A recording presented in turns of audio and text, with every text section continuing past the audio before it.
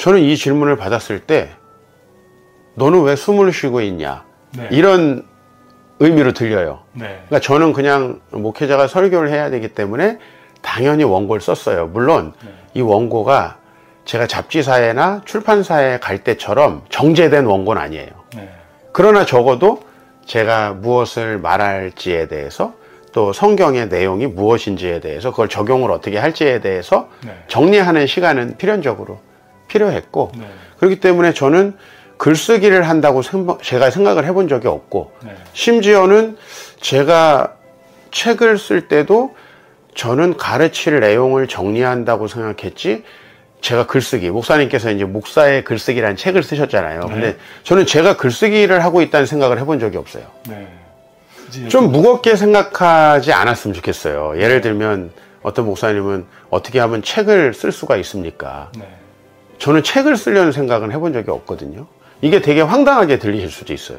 근데 제가 처음에 출판도 아주 우연하게 됐고, 그렇죠. 그것도 그냥 후배 신학생들에게 내용을 정리해서 주겠다라고 하는 관점으로 시작이 됐죠. 왜냐면 다른 사람이 이 내용이 뭔지를 알아보려면은 네. 최소한의 정리는 돼야 되잖아요. 그렇죠. 그거를 제가 했던 거고, 그래서 목사님들이 자꾸 책을 쓰고 글을 쓰려고 하고, 글은 완벽하게 정제돼야 된다고 생각을 해요. 네. 근데 제가 약간 쌀을 씻는 거에 한번 비유를 해볼게요. 그럼 우리가 쌀을 처음에 물을 딱 넣고 막 씻으면 그 물을 어떻게 해요?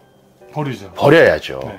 저는 우리가 적어도 정제된 글을 쓰기 위해서는 5년 정도의 우리의 글쓰기는 그 쌀을 씻은 처음 물 정도일 거예요. 네네. 그걸로 밥을 지을 수는 없어요. 그거는 버려져야 되는 것 같아요. 그러니까 훈련되어지는 과정이라는 거죠. 그렇죠. 그 대신에 내가 무엇을 좀 더 청중에게 정확하게 전달하고, 또 내가 어떻게 쉽게 전달하고, 어떻게 저 사람들도 공감할 수 있게 전달하느냐라는 그런 정리들은 목회를 위해서 필요하다는 거죠. 네. 그리고 강의를 위해서 필요하고, 적어도 그 작업을 성실히 하다 보면은 누군가는 그 원고가 필요한 네.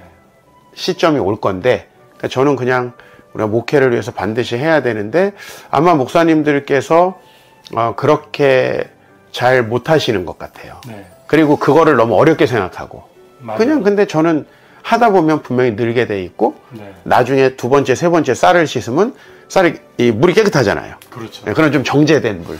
네. 재미없는 내용의 책, 예를 들면 정리를 했어요. 그러면은 저는 챕터마다 앞에다가 글을 하나씩 더 써요.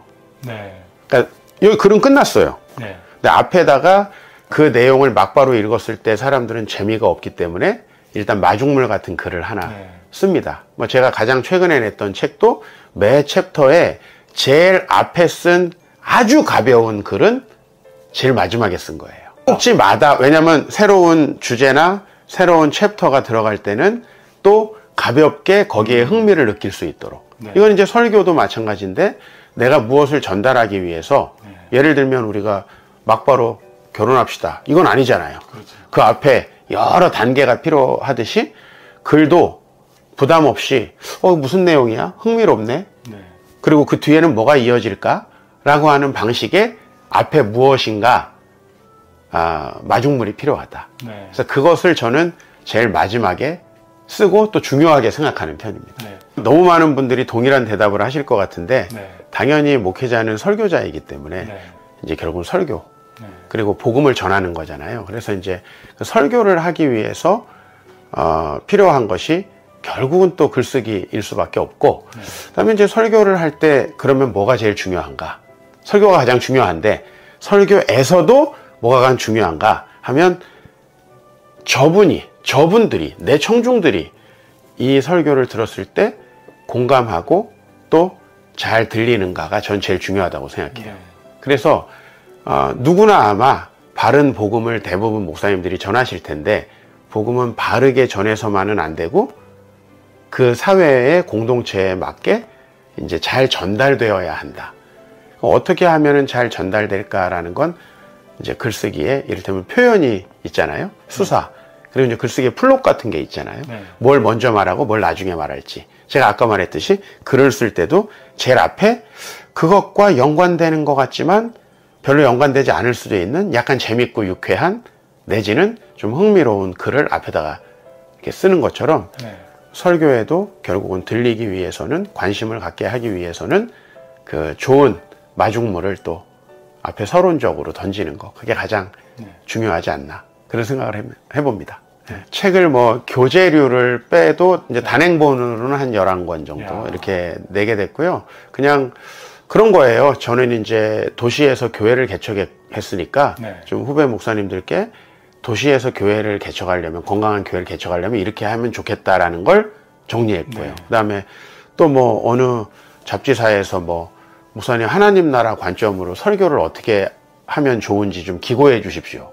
다 기고한 다음에 이제 원고 있으니까 또 출판을 하게 됐고 뭐 이런 식으로 해서 좀 하다 보니까 저는 정말 글쓰기를 싫어합니다. 우리 유튜브 보시는 시청자분들이 봤을 때 저의 구강 구조를 봤을 때 저는 말로 모든 걸 해결하는 사람인데 그 말로 해결할 거를 글로 쓰느라 성격이 바뀐 것 같아요. 참고 원고를 다듬어야 되잖아요. 2009년에 제가 처음으로 다니엘서 내용을 정리한 멋진 믿음, 멋진 인생이라는 멋진 믿음, 멋진 인생 이런 제목으로 책을 내게 됐는데요. 책을 내게 된 것은 제가 그 당시에 어느 학교에서 신학생들 강의를 하고 있었어요. 근데 이제 그분들이 앞으로 저희가 나중에 설교도 하고 또 사역도 해야 되는데 목사님께서 성경을 가지고 좀 정리해 놓으신 내용이 있다면은 좀 저희에게 이렇게 정리해서 주셨으면 좋겠다. 강의안 말고. 그래서 제가 방학 때 그럼 내가 하나를 정리해서 드리겠다. 이렇게 이야기를 했어요. 그리고 이제 방학이 돼가지고 글을 열심히 정리하고 있는데 제가 학교에서 잘렸어요. 총장이 바뀌면서 저 이제 시간 강사로 하고 있었는데 그래서 이제 웃기는 표현으로 잘렸다는 거죠. 그래서 이제 제가 강의 의뢰 받았던 게 철회되면서 그분들을 안 만나게 된 거예요. 그래서 이제 이거 난 열심히 정리해서 방학 끝나면 주려고 그랬는데 할 필요가 없네. 근데 제가 약간 뭘 하기를 결심하면 해야 돼요. 그래서 그냥 그분들이 아니더라도 일단 정리하자. 그걸 다 정리해서 400권을 저희 교회 근처에 있는 인쇄소에서 제본하기로 하고 다 정리해서 교정까지 봐가지고 이제 내일이 원고를 넘기는 날이었어요. 근데 그 전날 이제 운명적으로 제 친구가 저희 교회에 놀러 왔다가 갑자기 어딜 가야 된다는 거예요. 근데 저한테 얘기가 이게 너무 재밌다. 더 하자.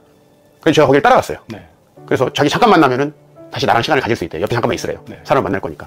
근데 만나다가 갑자기 집에서 전화를 받더니 급한 일이 있다고 가버렸어요. 내 친구가. 그래가지고 앞에 있는 분이 누구였냐면 출판사 사장님이었어요. 그러니까 이렇게 출판을 하려고 제 친구가 책을 내려고 하다가 가버리고 제가 그분하고 남게 돼서 밥을 먹게 됐습니다. 그분이 저랑 한 3시간 진솔한 얘기를 쭉 했는데 자기가 작가를 찾고 있는데 목사님 혹시 뭐 원고 좀 정리해 놓은 게 없느냐.